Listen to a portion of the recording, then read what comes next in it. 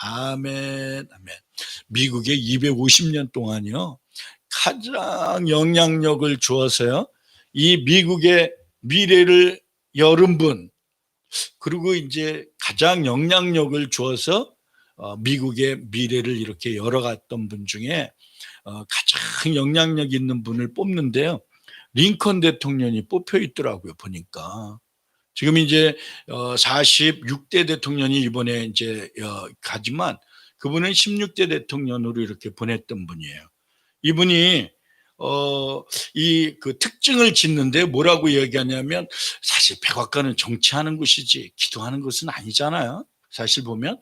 그런데 그 백악관을 기도하는 처소로 다 사용했대요. 항상 보면은 가장 영향력이 있는데 그렇게 이야기를 해요. 백악관을 기도실로 만든 대통령, 이분이 전기가 그렇게 붙어 있어요. 얼마나 아름답습니까? 근데 이분이 그렇게 이야기했어요.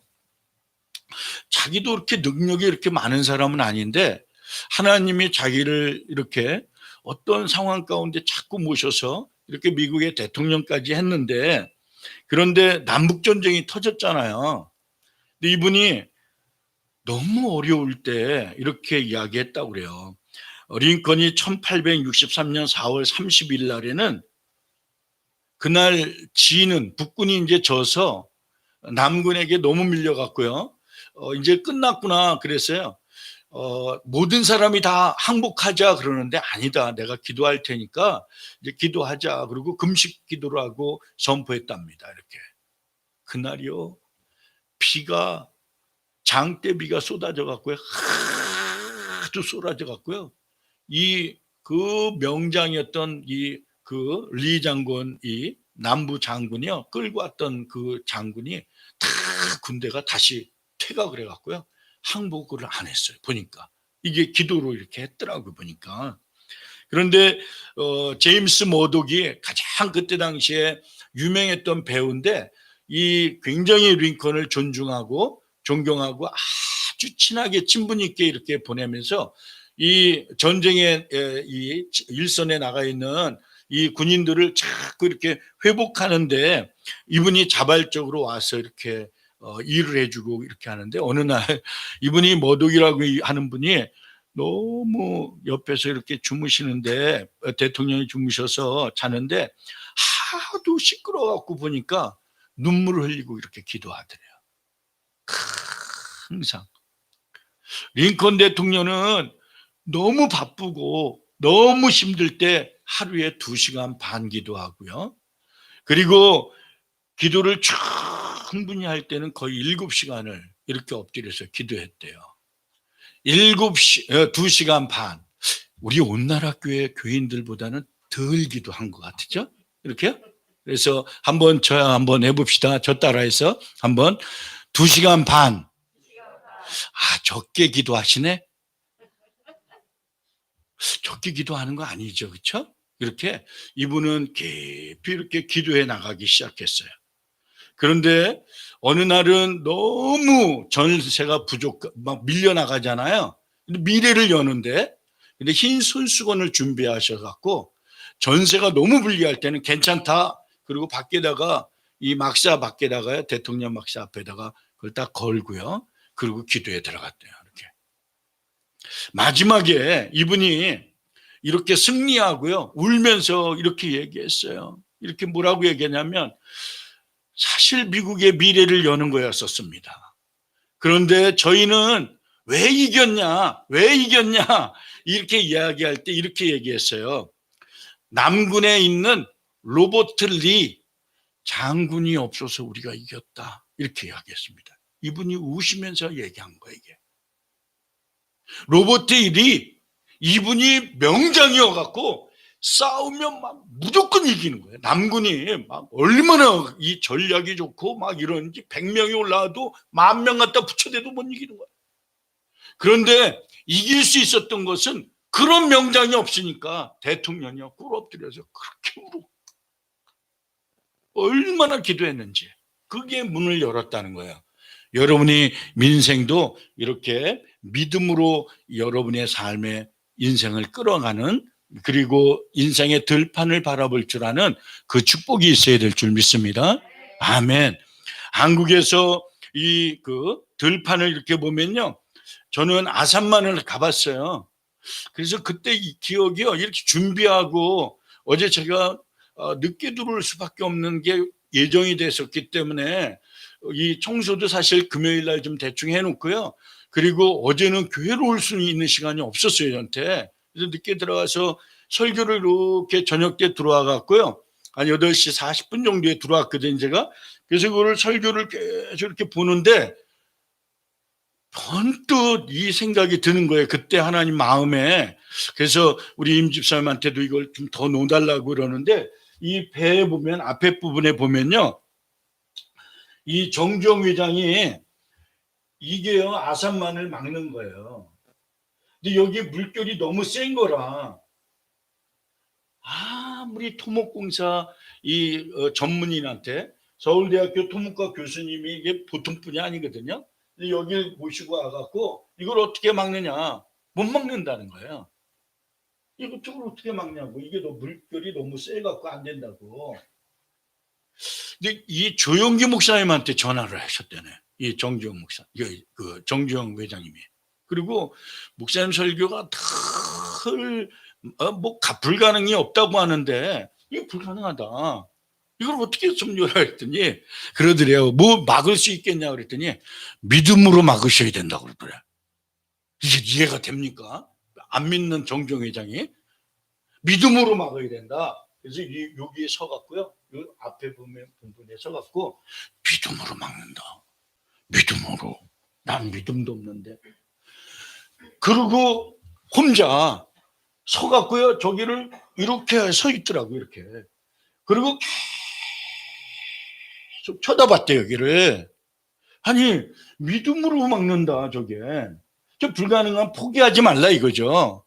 어떻게 저걸 막지? 근데 울산 앞바다에 떠 있는 폐유주선이 번쩍 생각이 나더래요. 이분은 토목공사 하는 사람도 아닌데, 이제 이 배에다가요, 여기다가 그냥 입 떠내려가지 않도록 이렇게 해갖고 끌고 와갖고 여기다 다 섞어버린 거예요.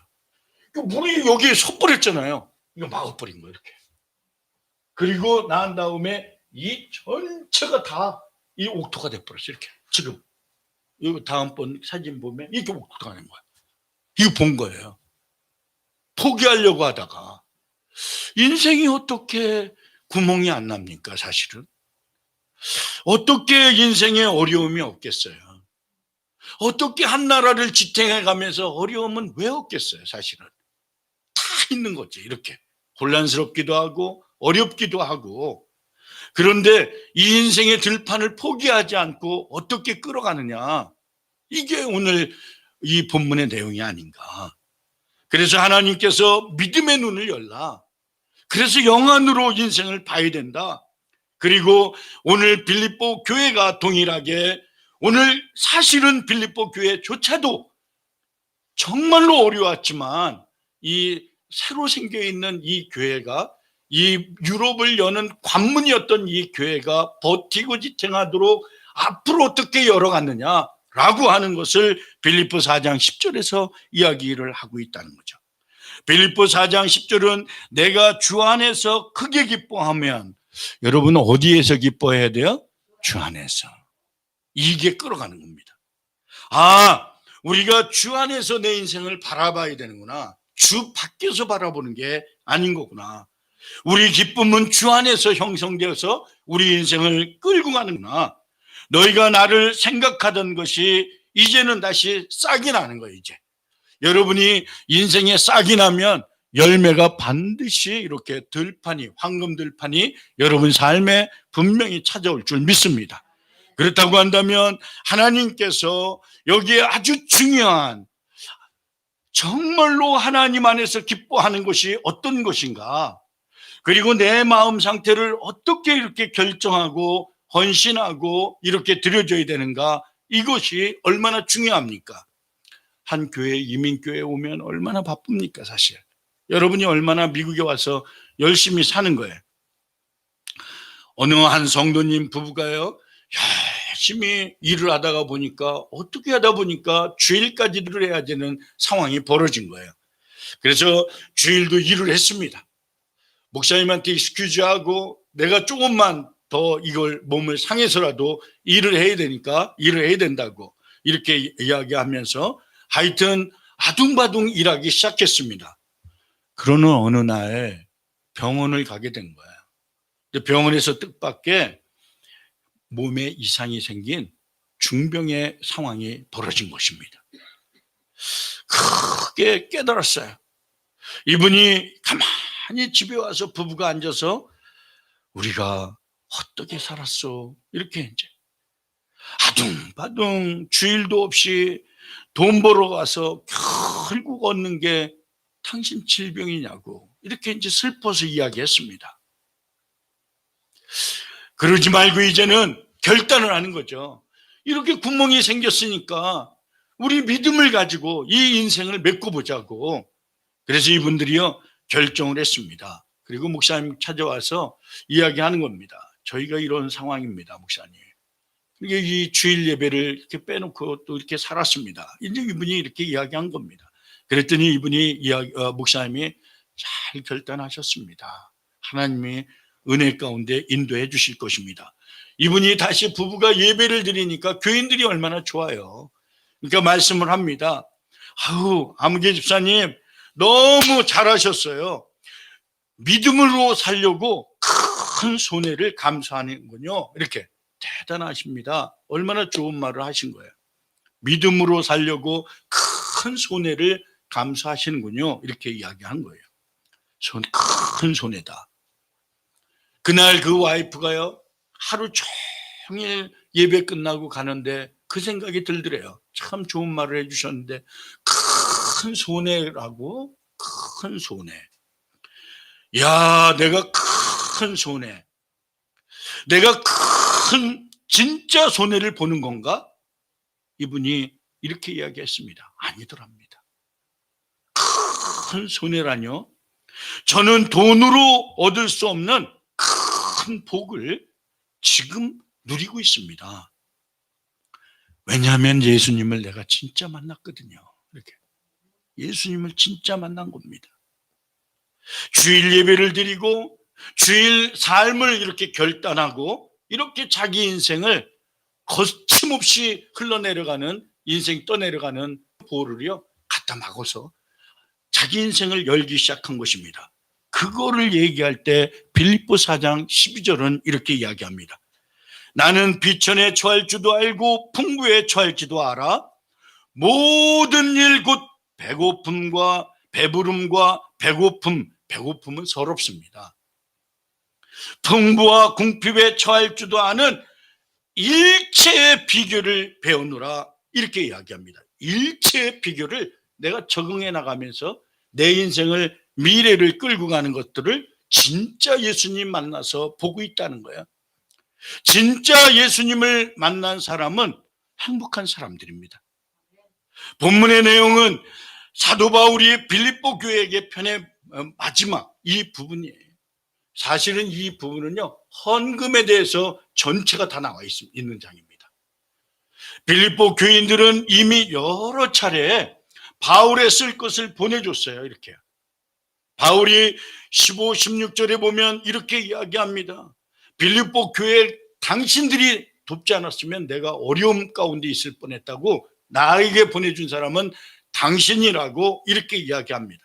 빌립보서 4장 15절과 16절에 보면 빌립보 사람들이 너희도 알거니와 복음의 시초에 처음부터 내가 마게도니아에 떠날 때 주고받은 내 일에 참여한 교회가 너희밖에 없었다 이렇게 이야기합니다. 너희 외에는 아무도 없었다. 데살로니가 있을 때도 역시 마찬가지로 너희가 한두 번뿐 아니라 두 번이나 나에 쓸 것을 이렇게 계속 여러분밖에 없다 이렇게 이야기했습니다. 자, 그렇다고 한다면 한번 보십시다. 자, 지금 빌립보 교회가 바울에게 계속해서 돕고 있습니다. 지속적으로 후원했다는 거죠. 이 일로 사실은 사도 바울은 그 돕는 그 일 때문에 기쁜 게 아니다라고 하는 걸 명확하게 그들에게 가르치기 시작합니다. 중요한 거죠. 저는 그렇다고 한다면 꼭 도움을 받아서 감사한 것이 아니어야 되고 당신들도 그래야만 일평생 미래를 열고 갈 것이다 라고 하는 것을 교훈하고 있는 이야기입니다. 저는 이것이 몹시 중요한 부분이라고 생각합니다. 그렇다고 한다면 주 안에서 기뻐한다 라고 하는 것, 주 안에서 기뻐한다 라고 하는 것이 얼마나 내 인생을 아름답게 하고 그리고 평안하게 하는지 모른다는 것입니다. 이걸 이야기하고 있는 거예요. 하나님의 사역에 쓰이는 물질이기 때문에 이렇게 하는 거죠.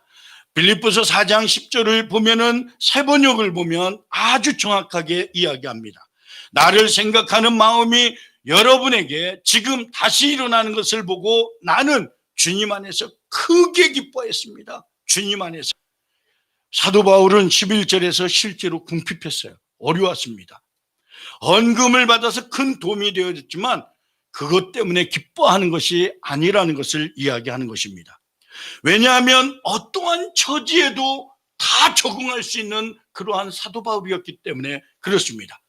사도 바울은 빌립보서 4장 11절에 내가 궁핍에 말하는 것이 아니니라 어떠한 형편이든지 나는 자족하기를 배웠는데 나는 12절에 비천에 처할 줄도 알고 풍부에 처할 줄도 알아 모든 일 곧 배부름과 배고픔과 풍부와 궁핍에도 처할 줄 아는 일체의 비결을 배웠노라 이렇게 이야기합니다. 자, 그렇다고 한다면 엄청난 일이지 않습니까?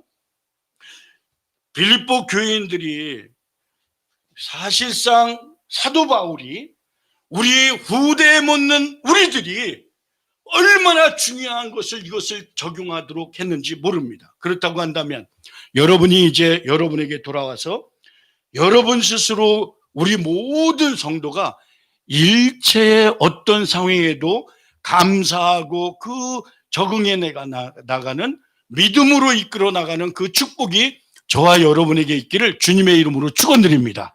왜 그러냐? 일체의 비결을 여러분이 적응해내야 되느냐? 이것은 사람들이 다 결핍이 온다는 거예요. 오해가 있고 섭섭합니다. 내 자녀들을 그렇게 이렇게 키워놓잖아요. 그러면 자녀들, 손주들 할 것 없이 어느 날 정말로 이 아이들이 실망을 나한테 안길 때가 있다는 것입니다. 그렇게 가정을 위해서 이민 사회를 이끌어가면서 땀을 흘리고 애쓰고 살았던 내 인생을 돌아보면 결핍한 증세가 나타날 때가 많습니다. 여러분이 교회 위해서 열심히 일하는데요. 어떤 때는 결핍이 나타나요. 나는 여기에 주일 토요일 날 와야 되는데요. 여기로부터 사실은 5시간 떨어진 데가 있었어요. 올 수가 없어요, 여기에. 어떻게 하고 빨리 내가 들어와야 되는데 어떻게 할 수가 없어서 어제는 뭐 꼼짝 못 하겠더라고요. 주보만 들어야지. 이것도 하나 해드려야 되는 게 있지. 이러니까 이러한 삶에 어떻게 그런 결핍이 안 나타납니까? 인생을 보면 누구든지 말해. 그렇다고 한다면 일체의 내 섭섭함, 내 오해하기도 했던 그러한 삶, 그리고 내가 잘 되지 않아서 어떻게 하든 결핍이 나타날 때 하나님께서는 뭐라고 얘기하냐면 내 신앙이 그때 어떻게 반응하느냐에 따라서 가정의 기쁨이 계속 유지될 수 있고 내 삶을 어떻게 보느냐에 따라서 내가 가장 아주 중요한 내 인생을 망가뜨리지 않고 잘 유지하느냐라고 하는 것들이 있다는 것입니다. 오늘 빌립보서 4장 17, 12절은 굉장히 중요한 이것을 이야기하고 있어요. 나는 비천에 처할 줄도 알고 풍부에 처할 줄도 알아. 모든 일 곧 배고픔, 서럽잖아요. 서러움 말하자면. 또 이 배부름, 기쁨이죠. 풍족한 만족감일 것입니다. 또 풍부, 또 궁핍에도 이렇게 처할 줄도 아는 일체의 비결을 이렇게 배우시기를 주님의 이름으로 축원드립니다. 우리 헌신하는 부분이 그것이 가정이든 내 인생이든 아니면 친구 관계이든 아니면 교회에서 일이든 낙심하지 않아야 된다라고 하는 것입니다. 왜냐하면 빌립보서 4장 12절에 이렇게 일체의 비결이 있기 때문에 그렇습니다. 저는 여기에서 멈춰서요, 가만히 이렇게 생각을 해봤어요. 하나님, 우리 성도들이 일체의 비결, 이것을 우리식으로 하나 어떻게 얻어낼 수 있습니까? 이 마음이 들었어요. 이걸 준비하다가 가만히 이렇게 눈을 감고 묵상을 해봤어요.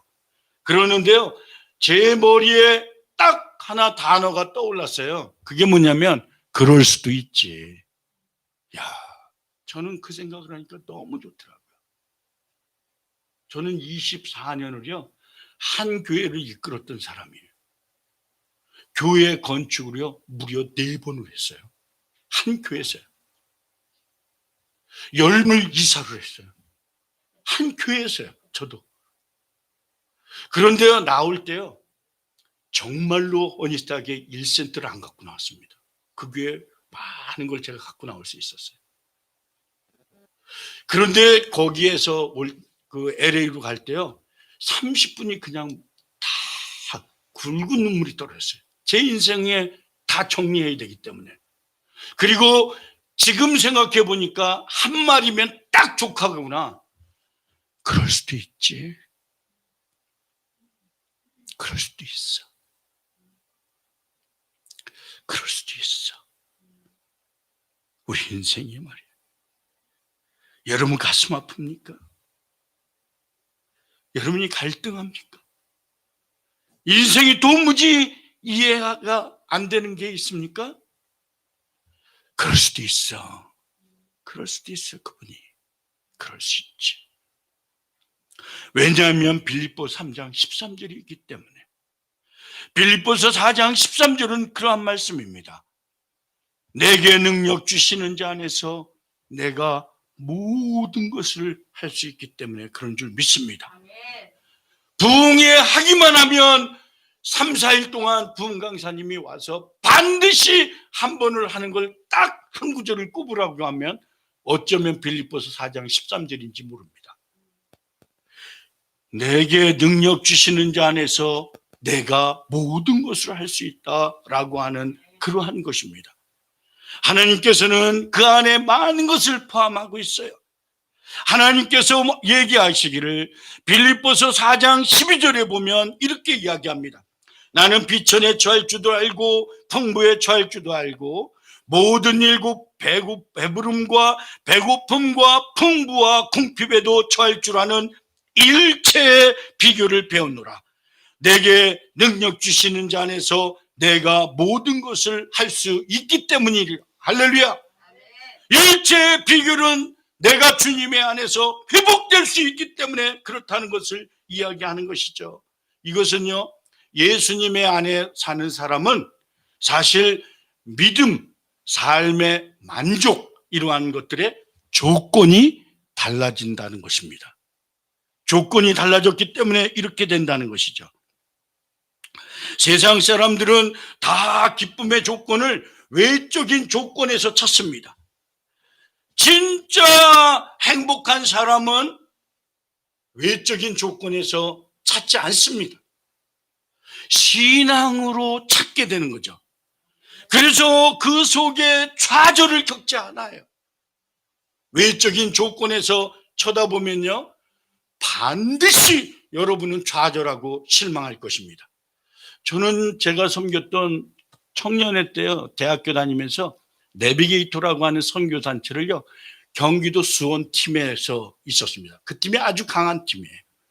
근데 거기에 이끌어가는 분이 총체 지도자가요 전남대학교 나오셨던 김상중 형제님이라고 하는 분이 팀장으로 이끌어가는 팀입니다. 그분은 키가 제 여기에 올라와요. 여기 어깨도 안 오고 요 밑에 옵니다. 그리고 꾸부정해 갖고요 두 다리가 다 절습니다. 두 다리 다 절어요. 소아마비 때문에. 그리고 밑에다가 그 군화 같은 걸 신는데요. 이런 신발 신지도 못하셔요. 그리고 군화 같은 걸 신고요. 그리고 뒤에 7cm 정도를요, 나무 이렇게 목판 같은 걸 거기다가 스펀지를 대 갖고요, 가죽을 입혀 갖고 그 안에다 대고 그걸 신발을 신습니다. 그런데 그분의 와이프는요, 서울대학교 나오셨어요. 그리고 키가 제가 1m 73인데 저보다 크습니다. 75 정도 되셔요. 여자분인데. 그런데요, 그 미모가 얼마나 뛰어났는지 우리 교인들보다는 조금 못해도 대한민국에서 최고예요, 이분이. 그래서요, 그분이 나는 모르겠는데 처음에 갔을 때 저렇게 이쁜 사람도 세상에 있네, 이런 생각이 저한테도 들더라고요. 그런데 같은 팀이니까 뭐 20, 30명이 같이 뭐 전도회로 나가보면 사람들이 지나가다가 다시 쳐다보면 우리들이 다 알기 때문에 웃습니다. 그분을 쳐다보는 거예요. 얼마나 미모가 뛰어난지. 정말 이쁘신 거예요. 믿거나 말거나 그분이 얘기하시는데 웃으면서 그러더라고요. 형제님들, 제 미모에 너무나 놀라셨죠? 이렇게 이제 얘기하고 이렇게 조크를 하시는데, 제 미모가 어땠냐면요, 학생들이 전봇대 있잖아요, 자기를 쳐다보다가 전봇대 받는 사람을 봤대요. 그 정도로 미모가 뛰어난데 그분하고 결혼하셨어요. 이분의 아버지가 판사입니다. 크리스찬이에요, 이 가정이. 어느 날 교회를 다니다가 늘 외모의 기준을 뒀던 이분이, 이 여자분이요, 대학교를 다니면서 졸업하면서 어느 날 하나님께서 자기한테 깨닫기를, 너는 어떻게 외모의 외형적인 이러한 키를 보면 인생을 사냐, 이런 마음을 주더래요. 이렇게. 그래서 이분이 기도하다가, 하나님, 제가 결혼할 사람은 외모적인 키로 강한 게 아니라 영적인 키가 강한 사람하고 결혼하겠습니다. 이게 기도 제목이 바뀌었답니다. 영적인, 이러한 영적인 키를 갖고 있는 사람에게 결혼해야 되겠다. 그래서 결국은 어느 날 전도를 하는 팀이 모여서 전도하고 그러는데, 열심히 전도하는 이 대학교 졸업했던, 직업도 변변이 없었던, 사실은, 그러나 두 다리를 절고요, 믿음을 빼놓고는 하나도 쓸 데가 없을 정도로 이러한 꾸부정하고 절었던 그분이 딱 마음에 들어온 거예요. 그래서 그분에게 끝나고 그 팀장한테 얘기하고, 내가 그러면은 결혼을 신청하겠습니다, 이렇게 얘기하니까, 그래, 참 기적이 일어났다. 오히려 이제 팀에서 그렇게 해갖고 그 자매가 그 형제님한테 가갖고, 형제님, 그랬더니 이분이 놀라서 아마 네, 이렇게 얘기하니까, 저하고 결혼 좀 해주시겠어요? 이렇게 이야기하니까 이분이 잘못 들었는지 알고, 커피요? 커피를 드린다고요? 아니요, 나는 형제님하고 결혼하고 싶습니다. 그래서 그분이 이만큼 물러섰다가 생각해보고 박수를 치고, 나도 결혼하고 싶습니다. 그래서 결혼 못하는 사람이 이분하고 결혼했어요. 이분은 결혼하지 못할 분이에요. 어떻게 보면 절대로 못할 분이에요. 성격은 괴팍하고요. 그리고 아주 그 팀에 있어 보니까, 아주 저도 화장실에 들어갔다가 그 줄대로 약간 비껴치고요, 10분 동안 욕을 먹었어요, 그분한테. 화장실에 결대로 그 종이를 찢지 않았다고. 가더러운 이 형제님이요, 고아로 자랐고 아무것도 없었던 이 형제가 아름답게 결혼해서 한 팀을 이렇게 끌어가면서 수많은 한국의 영적인 거인이 돼서 영향력을 주는 그러한 사람입니다. 하나님이 외모를 보지 않고 여러분이 만약 인생을 끌어간다고 한다면 우리 삶이 얼마나 아름다운 쪽으로 인생의 방향이 틀어지고 그 인생이 개발되어지는데, 그러나 여러분이 절대로 하지 말아야 되는 게 혼적인 거나 육적인 것을 의지해서 여러분을 끌고 가지 않는 것입니다. 지금부터 그러는 것입니다. 아니, 목사님, 혼적이라고요? 보면은 빌립보서 4장 19절에 나의 하나님이 그리스도 예수 안에서 영광 가운데, 나의 하나님이 그리스도 예수 안에서 영광 가운데 그 은혜로, 그 풍성한 대로 너희 모든 것을 채워주시는 하나님이신 줄 믿습니다. 이것을 붙들라는 거예요, 하나님이. 그렇다고 한다면 때때로 찾아오는 영적인 생각 외에 육적인 혼적인 생각들로 인생을 걸어가지 말라는 거예요. 우리 한국을 강타했던 한 사람이 있습니다. 이분은 여성의 행복과 희망, 그리고 밥은 굶어도 희망은 굶지 마라, 이 책이 대한민국을 강타했습니다.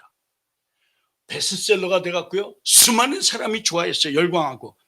웃음 예쁜 여자가 성공한다, 이렇게 이야기해서 한국 전체를 막 도가니로 몰고 갔습니다. 그러나 이분이 2010년 10월에 행복전설로 알려졌던 이분이요, 자살하고 말았습니다. 대한민국이 충격을 줬습니다. 이 사건은요. 행복은 제가 볼 때는 이렇게 가만히 보면 외모에서 나타나지 않는다는 것입니다. 그래서 그 외모라고 하는 것을 조명에 들어가 보면 깨달음이나 아니면 신념으로 인생은 행복해지지 않는다는 것을 이분이 간증하는 것이나 똑같습니다.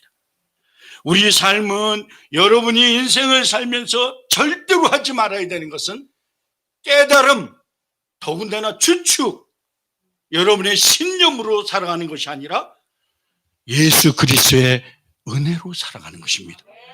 그래서 빌립보서 4장 23절을 꼭 기억하셔서 주 예수 그리스도의 은혜가 너의 심령에 있을지어다. 할렐루야.